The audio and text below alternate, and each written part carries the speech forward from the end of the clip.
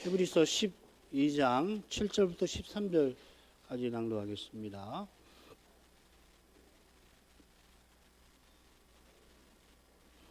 너희가 참음은 징계를 받기 위함이라.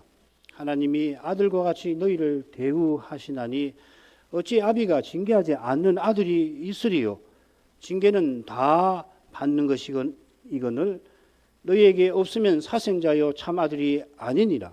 또 우리 육체의 아버지가 우리를 징계하여도 공경하였거든 하물며 모든 영의 아버지께 더욱 복종하여 살려하지 않겠느냐. 저희는 잠시 자기 뜻대로 우리를 징계하였거니와 오직 하나님은 우리의 유익을 위하여 그의 거룩하심에 참여케 하시느니라. 무릇 징계가 당시에는 즐거워 보이지 않고 슬퍼 보이나 후에 그로 말미암아 연달한 자에게는 의의 평강한 열매를 맺나니 그러므로 피곤한 손과 연약한 무릎을 일으켜 세우고 너희 발을 위하여 곧은 길을 만들어 저는 다리로 하여금 어그러지지 않고 고침을 받게 하라.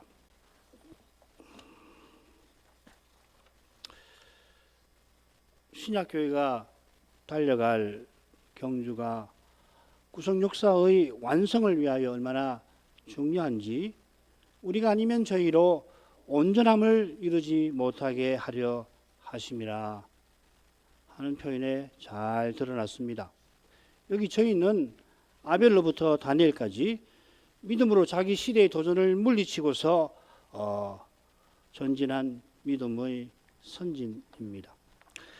다니엘이 대제국에서 여호와의 거룩하신 통치를 얼마나 강력하게 드러냈는지 신약교회에서 삼척 동자도 다 알 정도입니다만은 이름 없는 신약 신자가 그리스도의 몸에 속해서 그리스도의 어떠하심을 드러내는 바로 이 일을 이 순간에도 하늘의 천사들이 주의 깊게 살피고 있습니다. 하늘에서는 그 일이 얼마나 위대한지 다들 알고서 주의 위대하심을 천사들은 찬송하고 있습니다. 사람 눈에는 존재감이 전혀 없는 두세 신자가 주의 이름으로 모인 거기에 주님이 함께 하셔서 세상의 중심이 되게 하십니다. 그들 중에 두 사람이 합심하여서 기도하는 그 기도는 우주의 대주제께 올라갈 만큼 문제 중에 문제인 죄를 물리칠 그 길을 그 기도가 구하는 것입니다. 이 세상은 이런 문제에 전혀 관심이 없지는 않겠지만 그렇게 관심을 보이지 않겠습니다만은 그리스도 안에서 죄 사함 받는 일이 대제국의 큰 예산을 낭비하고도 그 금액을 보면 1만 달란트라고 하는 건 어마어마한 예산인데 그걸 낭비하고도 책임을 면제받는 것보다 더 크듯이 죄의 문제를 해결하기 위하여 개인의 죄만 아니라 무릇 죄의 문제를 해결하기 위하여 주의 앞에 구하는 교회의 기도는 주의 앞에 결코 작지 않습니다. 이 기도를 주께서 외면치 아니하십니다. 다니엘이 예레미야의 예언이 성취될 것을 알고서 드렸던 그 회개의 기도가 포로에서 돌아가게 하시는 저 위대한 일에 실로 귀히 쓰임을 받았습니다. 다니엘 자신은 그토록 바라던 예루살렘에 돌아가질 못합니다마는 그가 간절히 소원하던 저 하늘에 그가 이르렀을 뿐만 아니라 거룩한 역사의 전진에 그가 크게 쓰임을 받았습니다. 그 위대한 역사가 이제 종착지를 향하여 돌진하고 있습니다. 우리가 거기 부르심을 받았습니다. 바로 여기에 우리 헌장의 전문이 나온 것입니다. 이 사명을 참으로 깨닫는 이마다 세상에 홀로라도 이 사명에 쓰임 받기를 주께 간구하고 있을 것입니다. 여기에 또한 신약의 선지자가 주의 징계를 교훈하는 뜻도 있습니다. 선지자의 교훈을 잘 받기 위해서 줄거리를 보죠. 7절부터 10절까지를 셋으로 나눌 수 있는데 머릿말은 너희가 참으면 징계를 받기 위함이라. 그리고 7절 하반절부터 10절까지는 아버지께서 아들이라 우리의 유익을 위해서 징계하시는 것이다. 그리고 11절은 이 징계의 복된 결과에 대해서 전하고 있습니다. 놀랍게도 선자는 실로 놀랍게도 징계를 위하여 우리가 인내한다고 시작하고 있습니다. 이렇게 인내하며 징계를 받게 되면은 그 결과 의에 평강한 열매를 맺는다 하였습니다. 가운데를 보면 하나님이 우리 아버지시니 당연히 징계하시고, 징계하시는 이유는 우리의 유익을 위하시는 사랑에 있다 아름답게 전하고 있습니다. 이런 말씀을 우리가 얼마나 읽어야 할까요? 얼마나 묵상을 하면 좋을까요? 자, 처음으로 갑니다. 너희가 참으면 징계를 받기 위함이라. 7절 하반절입니다. 방금 놀랍게도 하며 이 부분을 소개해 드렸죠. 제가 강서를 준비하면서 지난번에 어떻게 했나 봤더니 저도 역시 잘못 읽었더라고요. 줄거리를 설명하면서 거꾸로 말씀을 드린 것을 확인했습니다. 오늘 고칠 수 있어서 다행입니다. 우리의 참음은 그리스도와 함께 영광에 이르기 위함 아닙니까? 그런데 선자는 징계를 받기 위하여 참는다 합니다. 6절에 여호와께서 받으시는 아들마다 채찍질 하신다는 자문의 말씀이 인용이 되어 있는데, 채찍질 하시는 목적이 인내하며 경주를 달리게 하시는 거 아닙니까? 그래서인지 여러 영어 영역본은 우리 한글 개혁과 다르게 번역을 해놨습니다. 징계를 참으라. 만일 너희가 징계를 참으면, 이 거룩한 징계를 참을 때에 징계로서 시련을 참으라. 많은 영역본이 이렇게 번역을 했어요. 저랑 비슷하게 생각을 아마 한 것 같습니다.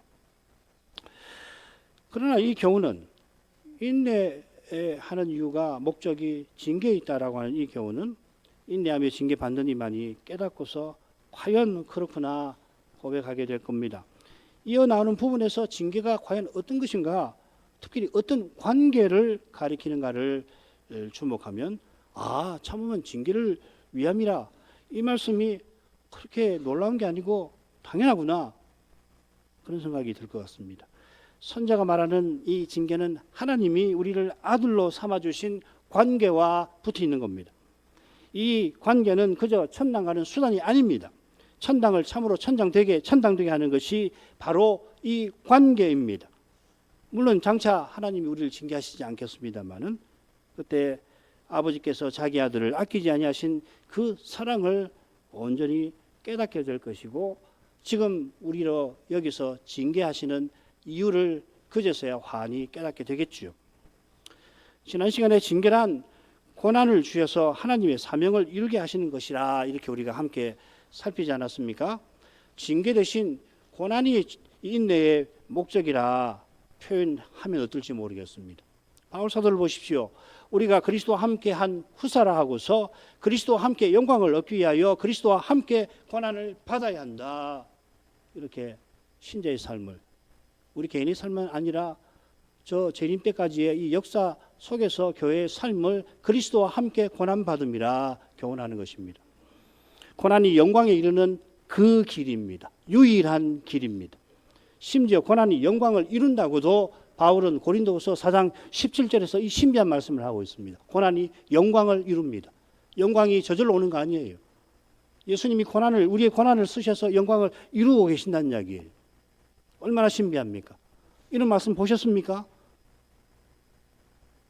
얼마나 놀라운지 모르겠어요.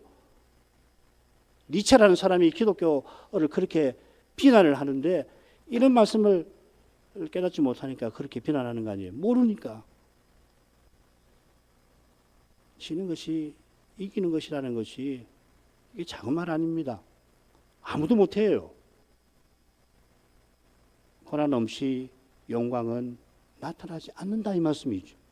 그리스도의 남은 고난이 다 채워지는 그때에 그리스도와 같아지는 영광에 우리가 들어가는 겁니다. 지금 이곳에서 우리의 삶은 자기를 부인하고 자기 십자가를 날마다 지는 날들로 이어져야 한다. 주님이 교훈하셨습니다. 바울은 그리스도 아는 것이 가장 고상하여서 자기에게 유익한 것은 물론이고 온 세상이라도 배설물로 여긴다 하였습니다.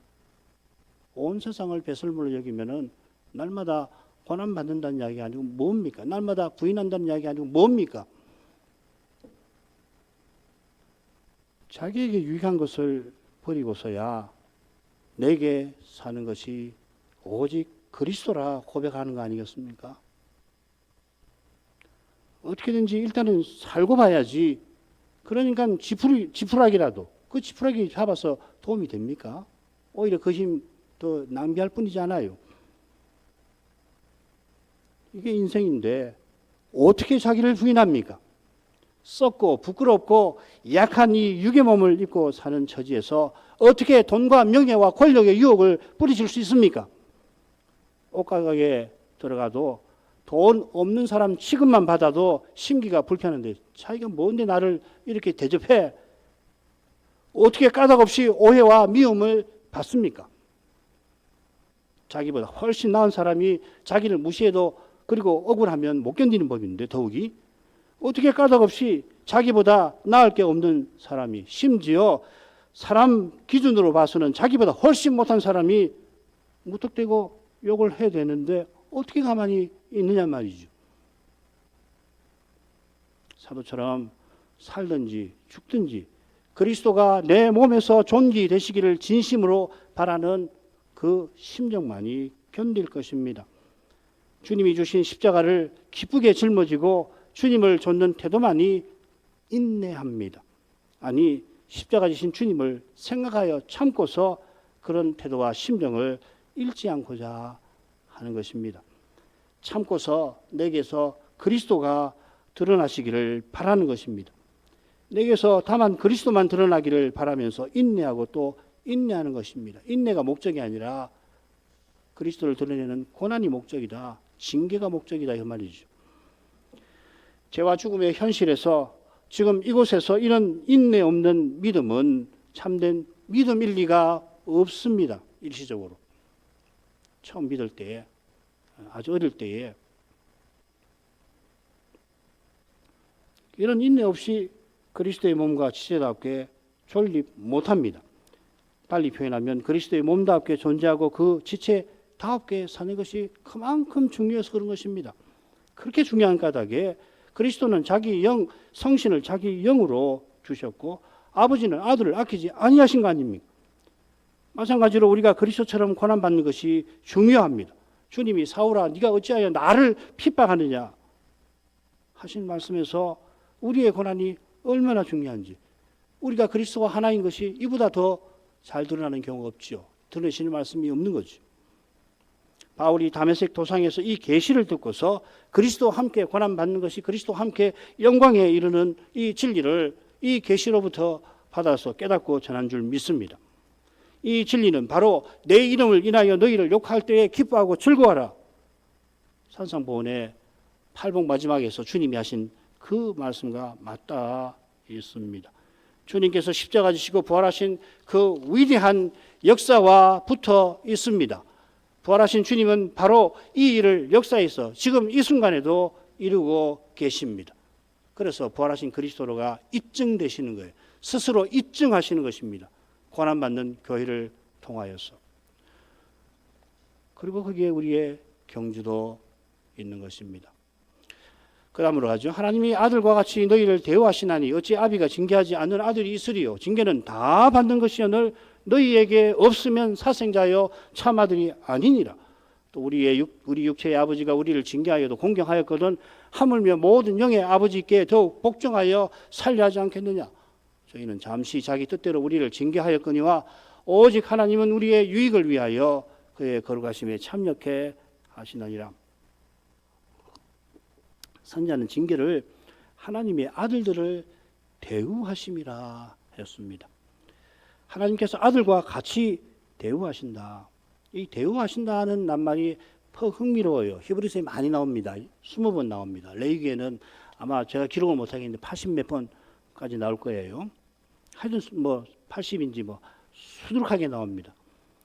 이것을 제외하고는 어떤 데 쓰이냐면 제사 드린다 하는 낱말입니다. 그러니까 드린다, 제사로 드려졌다 이렇게 되겠죠. 당연히 여기서는 수동태로 쓰였겠지요. 무슨 말입니까? 하나님이 자기를 우리에게 주셨다 이 말이겠죠. 이게 이제 어색하니까 대우한다 이렇게 새겨서 번역을 한 거 아니에요? 우리말 대우라고 하는 것은 예의를 갖추어서 대한다 하는 뜻이 있죠. 귀빈 대우. 여기서도 하나님이 우리를 얼마나 높여 대하시는지가 잘 드러나고 있잖아요. 히브리서 2장 10절에 보면 만물이 인하고 만물이 말미암은 자에게는 많은 아들을 이끌어 영광에 들어가게 하시는 일에 저희 구원의 주를 고난으로 말미암아 온전케 하심이 합당하도다. 이 말씀 아닙니까? 여기 우리를 많은 아들들이라 하였습니다만 이 아들들은 하나님의 그 아들 독생자와 연합되어서 아버지를 가까이 하는 신자를 가리키는 겁니다. 하나님이 우리를 아들들로 삼기 위하여 자기 아들을 고난받게 하셨습니다. 히브리서 5장 6절, 5절, 8절 그렇습니다. 8절이 그렇습니다. 5절은 확인해 봐야겠습니다. 이런 거룩한 사랑으로 우리가 하나님의 아들들이 되었으니 장차 아들들다웠게 우리 모두가 아들이에요.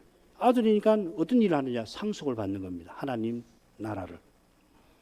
이것이 영광에 들어간다 하는 표현에 담겨 있습니다. 히브리서는 이 성전 개념으로 이걸 설명하는 것입니다. 영광에 들어가게 하시려고 하나님이 지금 징계하십니다. 어찌 아비가 징계하지 않는 아들이 있으리요. 같은 뜻으로 징계는 다 받는 거다. 아들이면은 빠짐없이 전부가 받는 거다 하였습니다. 아들은 다 징계를 받는 법이라면 만일 징계받지 아니하는 사람이 있다면 고난받지 않는 사람이 있다면 그건 사생자고 참 아들이 아니라 하는 겁니다. 고난이 뭡니까? 고난이 뭐지요? 라고 생각이 들면 심각한 거예요. 물론 일시적으로 그럴 수 있어요. 믿음으로 살지 않으면 그렇게 된다고요. 육신으로 살면 고난 안 받습니다. 육신으로 살면 자기 욕심을 성취하려고 그러는데 무슨 고난을 받아요? 어떻게 집니까? 욕을 듣는데 어떻게 가만히 있어요? 시가 뭔데? 네가 뭔데? 속으로 나보다 못한 놈이 이렇게 될 거 아니에요? 안 되는 겁니다. 여기 징계라고 새겨난 말이 에베소서 6장 4절에서는 교양입니다. 파이데이아 들어보셨죠? 우리 교회에서는 이미 유명한 말이라 파이데이아 주의 교양으로 양육하라. 이 주의 교양이라 할 때 교양은 이 그리스도 시민다웠게 살아가는 데 필요한 지식이나 품격을 가리킵니다. 그러니까 에베소서 6장 4절에서 이 주의 교양이라고 하는 것은 하나님 나라의 시민다웠게 서나가는 데 필요한 교육 품격이겠죠. 그런데 여기서는 시민이 되어서 그 나라의 완성을 향하여 전진하는 데 필요한 훈련을 가리키는 겁니다. 이 훈련은 하나님 나라를 상속받아 다스리는 일과 붙어 있는 겁니다.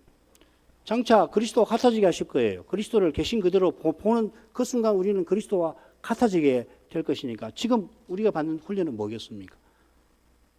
같아질 건데 지금 우리는 무슨 훈련을 받겠습니까? 인간의 힘으로 노력해서 그리스도를 어떻게 모방하라? 어림없는 이야기죠. 그건 장차 그리스도와 같아지게 해주실 거라는 은혜와 정반대 되는 거예요. 그건 뭡니까? 사도처럼 그리스도와 함께하는 그것을 사모하게 만드는 겁니다. 사모하게. 당장 택하라면 지금 당장이라도 세상을 떠나서 그리스도와 함께 있는 그 편을 택하겠다. 내게 사는 것이 그리스도다. 이런 심정 말이에요. 그처럼 그리스도처럼 아버지를 전부로 삼고 아버지를 가까이 하려 하는 이것이에요. 다른 거 아닙니다. 이 땅의 삶을 너무 과장되게 대단하게 생각할 것이 없어요. 우리가 무슨 공로를 세워야 하나님 나라 들어가는 거 아니잖아요. 그리스도의 몸과 같이 몸을 드러내고 그리스도를 드러내는 몸으로 살고 지체로 사는 것이 공로 세우는 겁니까? 그거 안 되면은 너 천국 못 들어온다고 하시는 겁니까? 요한일서 3장 2절인 것처럼 우리가 어떻게 될지는 아직 나타나지 않았으니 그가 나타나시면 되면 우리가 그와 같을 줄을 아는 것은 그가 계신 그대로 볼 것을 인함이라. 주님이 영광을 비춰주시는 거예요. 구성육사를 다 이루신 우리 주님이 나타나셔서 자기를 비추실 때에 그 영광이 우리를 주님처럼 변화시켜 주시는 거라고. 지금 우리 할 일은 예배에서 그 영광을 비록 청동거울로 보듯이 보는 거지만 그 영광을 예배에서 보는 것이 핵심이에요. 그리고 본 영광을 삶에서 본 만큼 드러내는 것이 은혜죠. 노력 아니지요. 이 차이를 놓치면 안 되는 거예요. 그런데 이 차이를 놓치기는 너무 쉬워요. 그래서 잘 믿겠다는 사람들이 문제가 생기는 거라고요. 사람이 하려고 그러는 거거든. 자기를 부인했습니다. 그런데 내가 부인했구나. 은혜로 부인했으니까 처음이 기쁘거든요. 내가 옛날 같으면 내 성질에 그거 참을 수가 없고 했을 텐데 주님이 생각났어. 주님이 십자가를 깨닫게 하셔서 성신이 감화하셔서 내가 이걸 참을 수 있게 됐구나. 기쁘죠. 그러면 더 부인해야 되는데 내가 부인했다. 내가 부인했다. 처음에는 은혜로 부인한 것에 초점이 갔다면 나중에는 내가 부인했다. 이렇게 되는 거예요. 그러면 그 사람이 그 다음에 부인하겠습니까? 어제와 똑같이 부인하려고 하거나 결국 그 마음이 부인을 못하게 막는 장본인이 되는 거예요. 말씀도 마찬가지 아닙니까?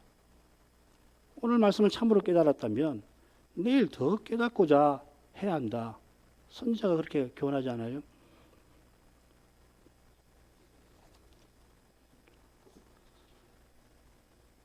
하나님을 가까이 하는 거,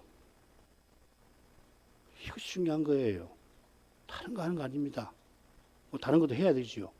이게 되면 다른 것이 됩니다. 우리 교회는 특별히 여기에 초점을 둔 교회 아니에요? 우리 찬송 보십시오. 오늘도 보는 찬송, 영광이란 말이 몇 번 나오던가요? 그 뭡니까? 예배에서 주의 영광을 보아라 하는 거 아닙니까? 보게 해주십시오. 이게 되어야 합니다. 이게 안 되면 사람 안 바뀌어요. 절대로 안 바뀝니다. 더 나빠집니다. 믿음 연수가 더해지면 더해질수록 더 심각해진다고요. 남은 아는데 자기는 몰라요. 왜 모르느냐? 주의 영광 앞에 서질 않으니까. 서면 다 드러나는 거거든요. 하나님 앞에 다 드러나요. 못 숨기잖아요. 내가 이렇게 죄인이구나. 내가 이렇게 주님의 공로가 날마다 필요한 존재구나. 그런데 그런 자기는 어디 가버리고 뭘 해보려고 하는 마음이 솟구쳐 올라오는 이것이 얼마나 문제인가를 잊어버린단 말이죠. 모르죠. 자기에게 사로잡히니까.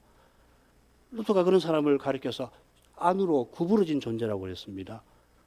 죄인의 특징이 뭐냐면 안으로 구부러지는, 자기에게 갇히는 거예요.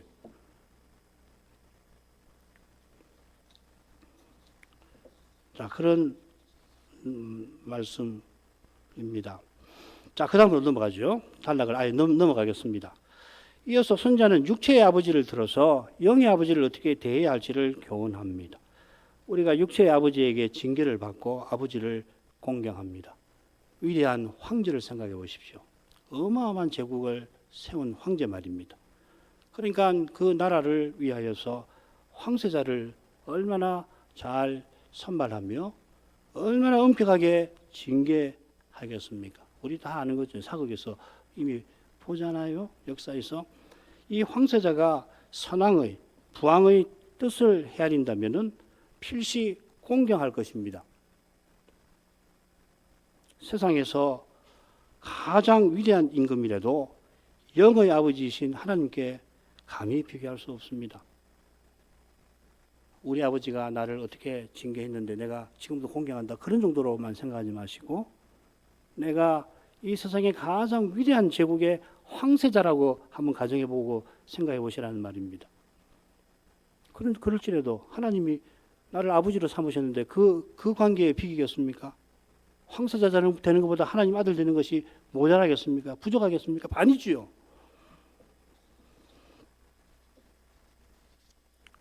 그분을 만왕의 왕이라 부르는데 만왕도 그분에게는 종에 불과합니다. 느부갓네살이 열왕의 왕이라 불리지만 하나님이 자기에게 권세 주신 줄 알았을 때에 하나님을 모든 왕의 주제다, 모든 왕의 왕이라 고백합니다.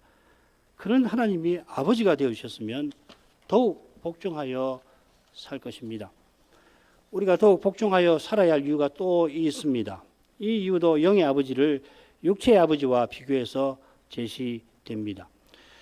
육체의 아버지는 잠시 자기의 뜻대로 우리를 징계하였습니다. 자기의 뜻이라는 말은 자기 생각에, 자기 보기에 가장 좋은 것을 쫓아 이 말입니다. 여기 보인다, 자기 뜻대로라고 새긴 낱말이 11절에는 그대로 보인다 이렇게 새겨져 있습니다. 같은 낱말입니다. 사람 보기에 좋은 것을 쫓아 육체의 아버지는 징계합니다.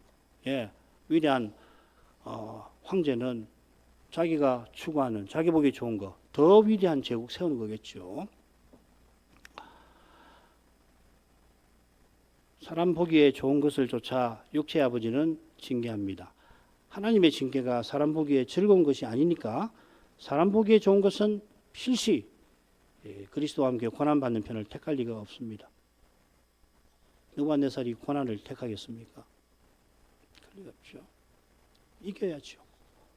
이겨야죠. 물리쳐야죠. 자기 아들은 자기보다 더 큰 제국을 건설하기 위해서 무조건 이겨야죠. 무기를 개발하고 인재를 발굴하고 작전을 짜고 군사작전을 짜고 보법을 만들고 진법을 만들고 그리고 온갖 군량미를 준비하고 그리고 술수 다 쏘서 어떻게든 속이고 이겨야죠. 이게 세상 아닙니까? 그게 나와 관계없는 이야기입니까? 내가 살아가는 일상과 무관한 이야기입니까? 우리 주님은 그게 세상이라 통찰력 있게 교훈하시지 않았습니까? 요즘 철이니만큼 선당후사라는 말을 많이 들어요. 사사로운 이익보다 자기에 속한 정당의 대의를 위해서 희생하라 이 말이죠. 이 희생이 이 세상에서는 퍽 선하고 뛰어난 것입니다. 잘 못하니까 이 선당후사하는 사람을 야 훌륭하다 공천에 떨어졌는데도 그거 인정하고 자기 대신 공천된 사람을 돕겠다 야 훌륭하다 그러죠. 칭찬받을 만합니다. 이 세상에서. 그러나 그리스도와 함께 고난받는 것에는 견주지 못하겠죠. 세상 보기 세 사람의 생각에 가장 좋은 것을 가지고 하나님 나라를 절대 못 이룹니다. 아무리 좋은 것이라도 사람 뜻을 이룰 뿐입니다. 하나님 뜻 받드는 길은 하나님은 우리의 유익을 위해서 징계하신다. 이걸 깨닫는 데서 열리는 것입니다. 하나님의 영광을 위해서 내가 희생하리라 하면 희생하는 자기의 영광을 드러내기가 너무도 쉽습니다. 그렇다면 하나님 뜻을 말하면서 남을 희생시켜 자기를 위하는 태도가 얼마나 더 쉽겠습니까? 오직 하나님께서 우리의 영광을 위하여 그리스도를 주셨다. 고린도서 2장 7절이죠. 우리의 영광을 위하사 그리스도를 세우신데 그걸 깨닫는 데서 인생이 하나님 영광을 위하는 길을 발견하는 것입니다. 하나님이 징계하셔서 누리게 하시는 유익이 뭡니까? 결국 그의 거룩하심에 참여케 하시는 겁니다. 이 말은 결국 내가 거룩하니 너희도 거룩하라 하는 명령과 딱 붙어 있는 겁니다. 우리가 거룩하신 하나님과 교통하며 그분의 거룩하심을 본받는 것입니다. 이게 아들로 삼으신 목적입니다. 아들은 아버지를 본받는 사람이거든요. 하나님만 거룩하신데 우리도 하나님 닮게 하시는 겁니다. 우리가 닮았다고 하나님 되는 건 아닙니다만은 그리스도를 통해서 하나님 아들들 다없게 살게 하시는 겁니다. 이런 점에서 육체의 아버지가 잠시 징계하였다 표현한 의중을 살필 만합니다. 얼른 읽으면 이 잠시에 대응하는 표현이 보이질 않아요.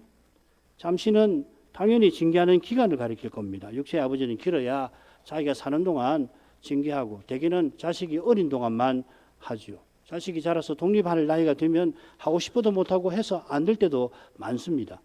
그렇다면 하나님은 우리 평생에 징계하신다고 지금 선지자가 말하려고 하는 겁니까? 물론 사실이죠. 그런데 선지자가 잠시와 대조해서 강조하려고 하는 것은 우리가 영원히 하나님의 거룩하심에 참여하게 된다 이것일 것 같습니다. 문장의 구조를 참조해 주시기를 바랍니다. 하나님의 거룩하심에 참여하는 것은 지금 우리가 하나님을 가까이 하는 것에서 시작되고 장차 영원히 하나님께 다가가는 것으로 이어질 것입니다. 11절로 가겠습니다. 무릇 징계가 당시에는 즐거워 보이지 않고 슬퍼 보이나 후에 그로 말미암아 연단한 자에게는 의의 평강한 열매를 맺나니. 무릇 징계는 모든 징계는 당하는 시점에서는 즐거워 보이지 않습니다. 징계 자체가 즐거운 건 아니죠. 만일 즐거운 것이라면 영원히 받아야겠죠. 그러나 장차는 징계나 고난이 없습니다. 영원한 즐거움과 감사와 찬송 가운데 나아갈 것입니다. 인간의 언어가 한계가 있어서 영원한 즐거움에 나아가는 것이 마치 환한 방에 들어가는 것 같이 표현되기 쉽습니다만은 즐거움이 끊이지 않을 뿐만 아니라 끊임없이 더해지고 또 새로워질 것입니다. 소극적으로는 눈물도 없고 아픔도 없고 죽음도 없다. 계시록 21장에 그렇게 표현했는데 이 역시도 장차 들어갈 나라가 지금 우리가 경험하는 우리가 생각하는 이 현실을 훌쩍 넘어서는 경계라고 하는 것을 보여주는 것입니다. 죄도 죽음도 없을 뿐만 아니라 그리스도와 같아졌으니 하나님을 가까이하고 섬기는 일에 아무런 장애와 방해가 필요치 않습니다. 징계가 필요치 않습니다. 지금은 아들마다 아버지의 징계를 받는데 받는 징계마다 받는 당시에는 슬픔을 안겨줍니다. 그런데 선자는 징계가 슬프다라고 이야기하지 않고 슬퍼 보인다 이렇게 합니다. 사람의 눈에 그렇게 보인다는 겁니다. 육체의 아버지가 자기 보기에 좋은 대로 징계하고 그래서 그 징계가 하나님 보시기에 좋은 것이 되지 못하는 것처럼 하나님의 징계가 사람 보기에는 좋은 게 아니라 이 말이죠. 바울이 눈병이 나가지고서 얼마나 심한지 이 눈병을 사탄의 사자라고 했죠. 복음을 전하는데 이 눈병 때문에 사람들이 바울을 얼굴만 보면 눈만 보면 그냥 고개가 휙 돌아간다는 말이죠. 복음을 어떻게 전하냐고요. 사람들이 자기를 기피하는데. 그러니까 이게 사탄의 사자구나 라고 말하면서 너무도 괴로우니까 사명을 행해야 되는데 안 되니까 세 번이나 고쳐달라고 간구한 겁니다. 주님의 말씀대로 행하는데도 비난받는 거 연약한 사람에게는 정말 슬픕니다. 하나님 말씀대로 그런 일 당하면 즐거워 기뻐하라. 즐거워 기뻐해야지. 물론 그렇게 되지만은 당하는 당시에는 그렇게 괴로울 수가 없어요. 그보다 슬픈 일이 없다고요. 주님의 교회에서 그런 일 당할 때 그게 얼마나 슬프겠습니까? 겪어보신 분들은 다 아실 거예요. 그러나 후에는 징계가 의의 평강한 열매를 맺습니다.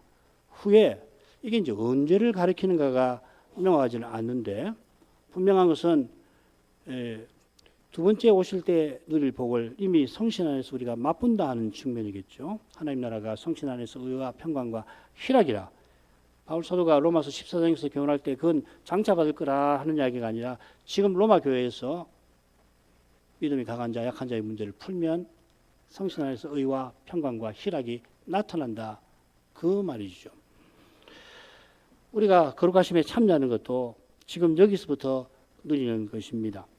평강한 열매는 징계받은 결과 얻는 평강을 가리킬 겁니다. 흥미로운 점은 이 평강이라는 낱말을 조사해 보면 구약 성경에서 화목제에 쓰여요.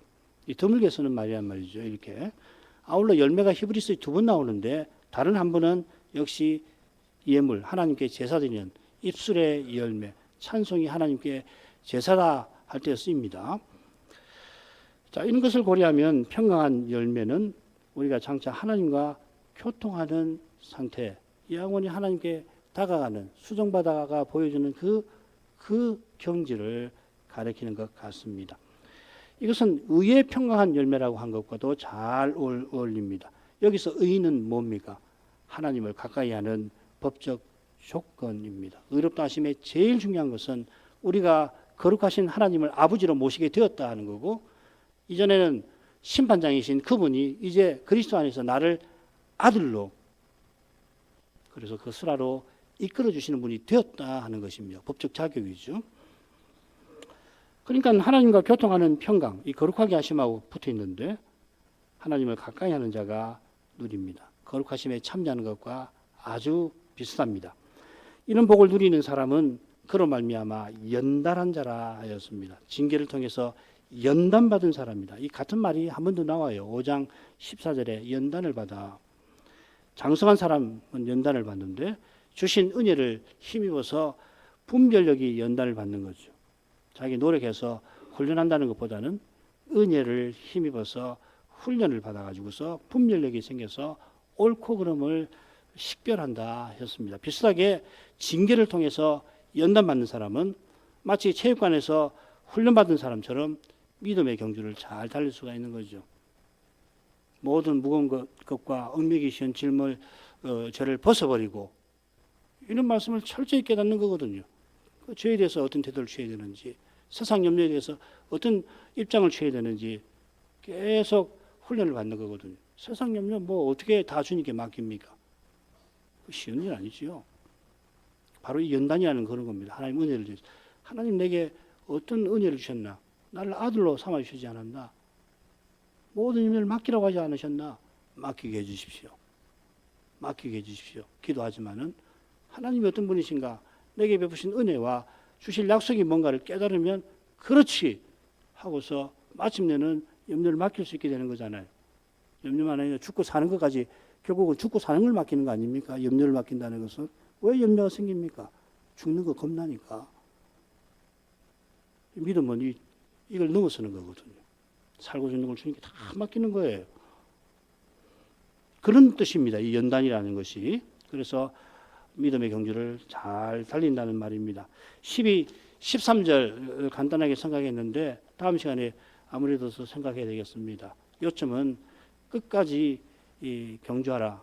그러려면 말씀을 깨달아야 한다는 것이 이 13절에 이사야와 잠언을 인용하면서 결국 어떻게 끝까지 경주하는가 말씀을 깨닫는 데 있다는 것을 밝히고 있습니다. 이만큼 하지요.